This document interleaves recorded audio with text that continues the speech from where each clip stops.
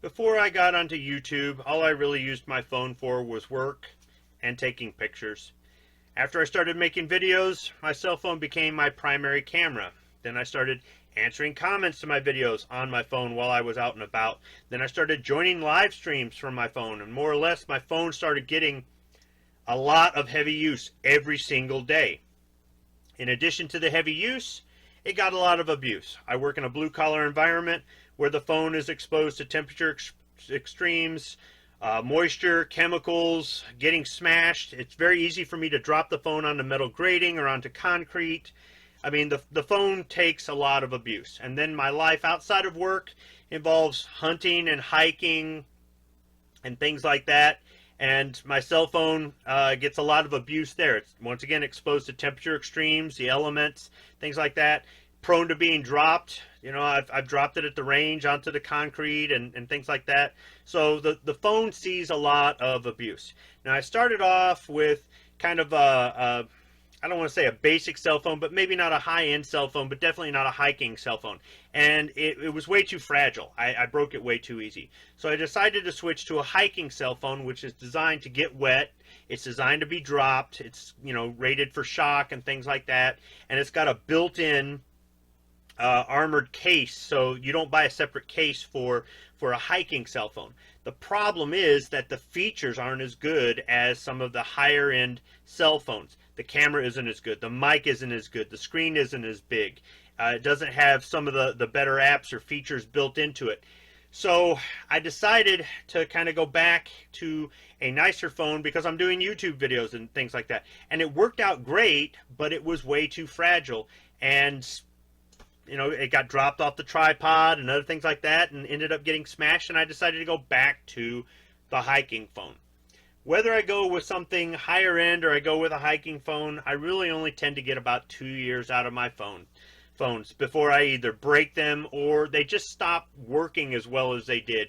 I think they purposely design them that way, so you got to buy a new one every 2 years, but that's about the lifespan that I get out of most of my phones. Sometimes a little more, sometimes a little bit less.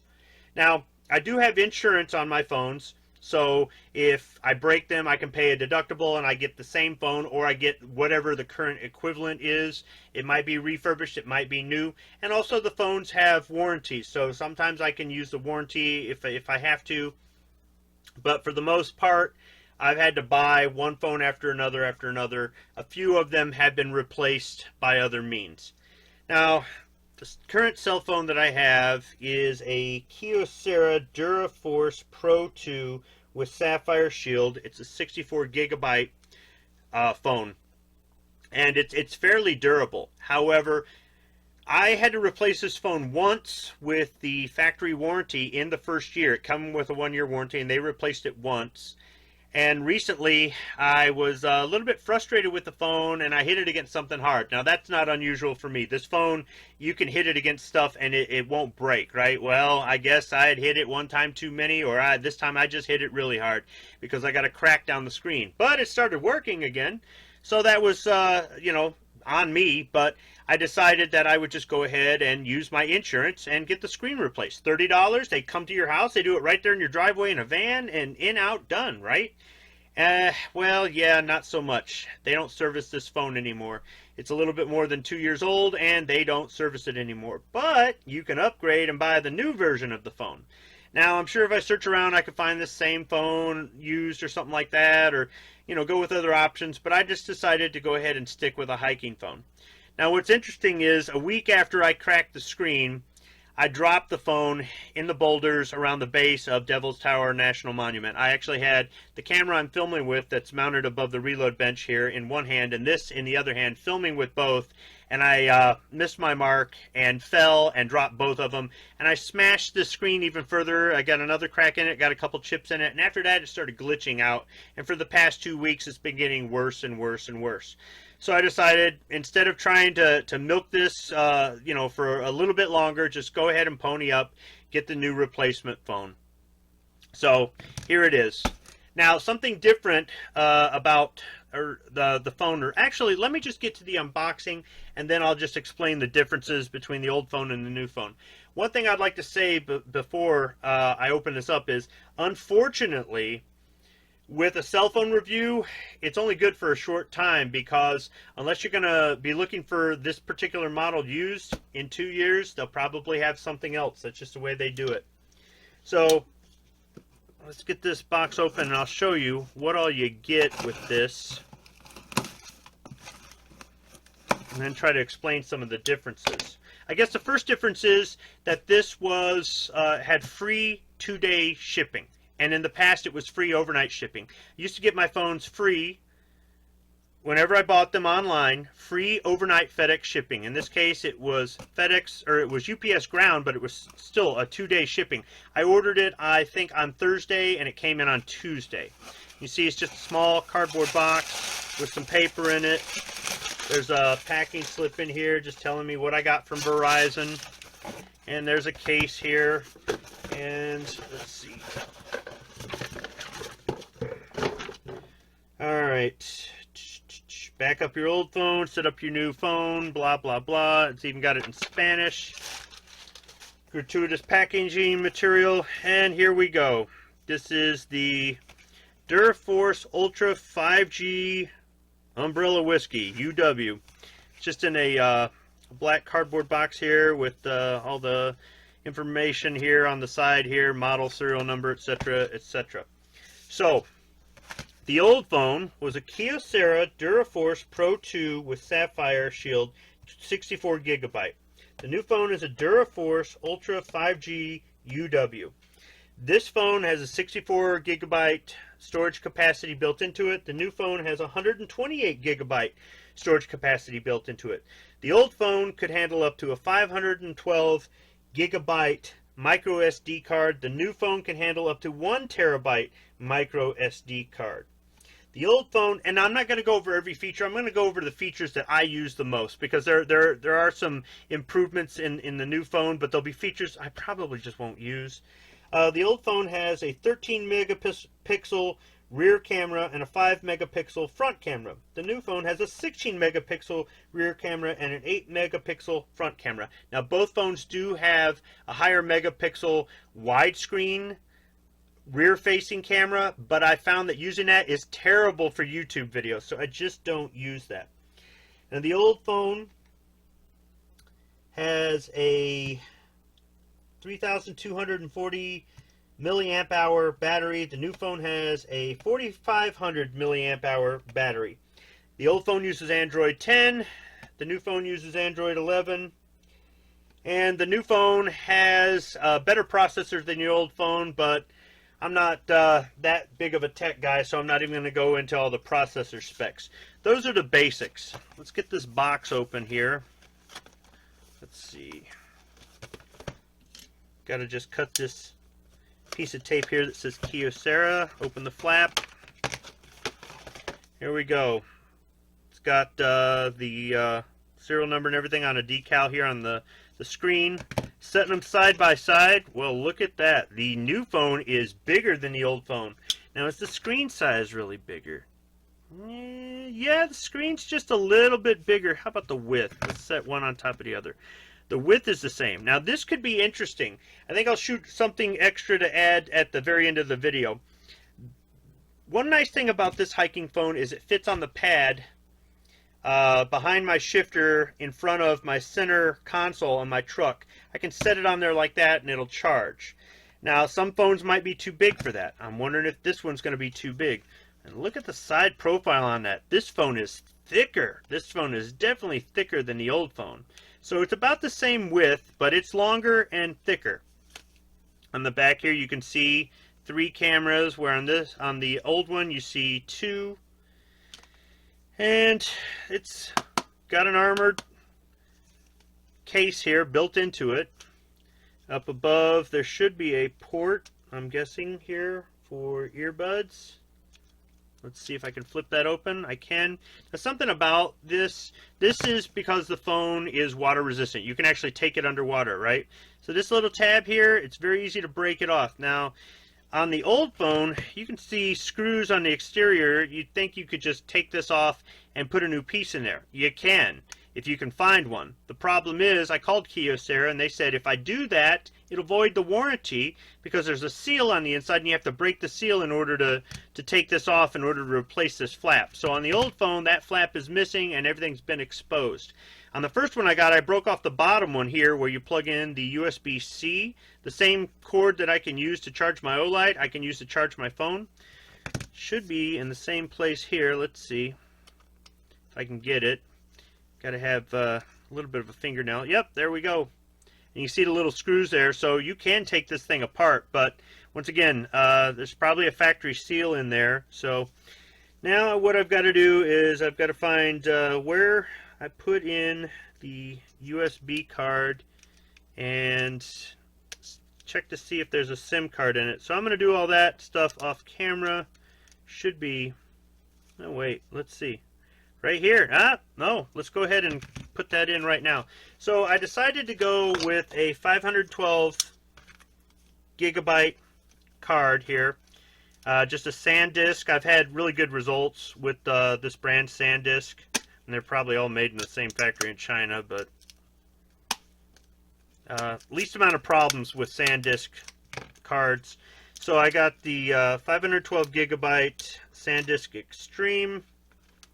Should be able to just follow the profile here and just set it in. Oh, yep, there's the SIM card. So I don't need to transfer the SIM card from the other one. I've had to do that with other phones. Transfer the card. Definitely when it's a warranty issue, I guess I should say, is when I've had to transfer the card. I can't remember if I've done it from brand to brand. There we go. Alright, so that's in. Wonder if this thing's got a charge from the factory. Let's hold down the button on the upper right hand. Yep, it's buzzing. It's doing its thing. So, power button's in the same spot. Headphone jack's in the same spot. Charging cable's in the same spot. Let's go ahead and plug it in here. Got my charging light. Everything's good. It's powering up. Initialization. Yeah, volume button's in the same spot. This is the extra button that you can program to whatever you want.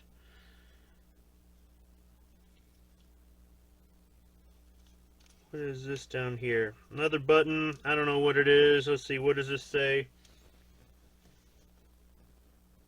Oh, this is, yeah. I think the other one's got this feature. This button down here instantly goes to camera. I've only used it a few times. It's really not in a good spot for that, but on the other hand, I don't want it too close to some of the other buttons because, yeah, I could just bump it way too easy. Bumping this button and then it would say, what do you want to program it to? I never programmed it, and that would be annoying. So sometimes having these buttons on the side is kind of a pain. Welcome to DuraForce Ultra 5G with Sapphire Shield. Suppose I should take off this protective cover. There's a little tab up here at the top, and I can just peel this off, and it's good to go. So it wants me to start this up. Let's go ahead and see what all is in the box. I bet a whole lot of nothing. Paperwork, paperwork, paperwork.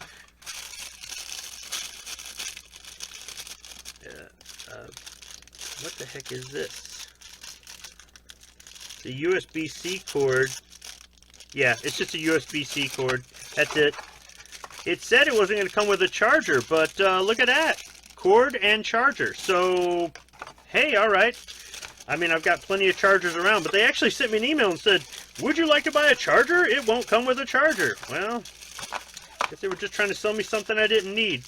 That's Verizon for you. So I'm going to go set up this phone, and hopefully it works out well for me. But I thought I would just do this unboxing and just show you what to expect if you order a Kyocera DuraForce Ultra 5G. If you've got the old one and you wanted to know what the differences were, just feature-wise here and that sort of thing. If you've got Verizon, this, you know, what to expect if you order it. And I'm probably going to get start getting regular updates again. So hopefully I can get 2 years out of this one. And if there's any thing to update other than does this work with the charger in my truck, which you'll see next, I'll make another video. I know this one's been kind of long. It's kind of my first cell phone review, and hopefully somebody found that useful. Before I return this 2022 Ford Expedition provided to me by my insurance company while my pickup truck's in the body shop, I thought I would go ahead and try out the new phone on the built-in charging pad. In the front of the center console there's a door, and if you just push on it and slide it back, it's spring-loaded. There's a charging pad that's down in there at an angle. Next to it is where you plug in your USB cable. I haven't had any issues charging the phone with the USB-C cable in this vehicle. So let me try to get the phone down in there. I don't know why they designed it like this. It's kind of hard to get a phone down in there. And because it's at an angle, the phone slides down at an angle, so it's only half on the charging pad. So let's see if the red light will come on.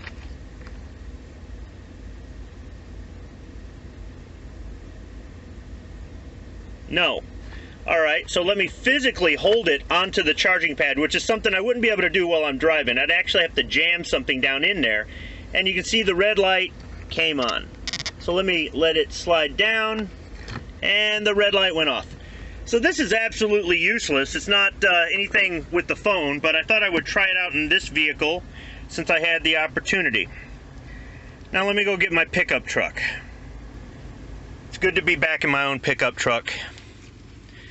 So even though the new phone is longer, it does fit in the Atlas 46 cell phone pouch that I wear. Let me go ahead and get this open. Now, let's see how well it fits on the charging pad on my 2020 Chevrolet Colorado.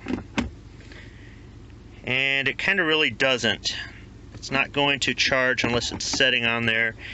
And at an angle, the way this center console is, yeah, it's just tilted. It's not gonna set in there. So unfortunately that's a drawback. If you've got a Colorado or Canyon, you won't be able to use that accessory. This fit the old phone just fine, but yeah, that's not gonna work. Fortunately though, I've got a USB-C cable, so I can still charge it, just not wirelessly in this truck. As I use the phone more and more, I start noticing some of the differences that I didn't see initially or talk about in the beginning of the video. So I thought I'd just slip this in right here just to kind of make a note of a few things. And that is that the phone does fit in the WeatherTech Cup phone. I didn't think it would at first because it's thicker than the old phone, but with a slight adjustment, it does fit in there.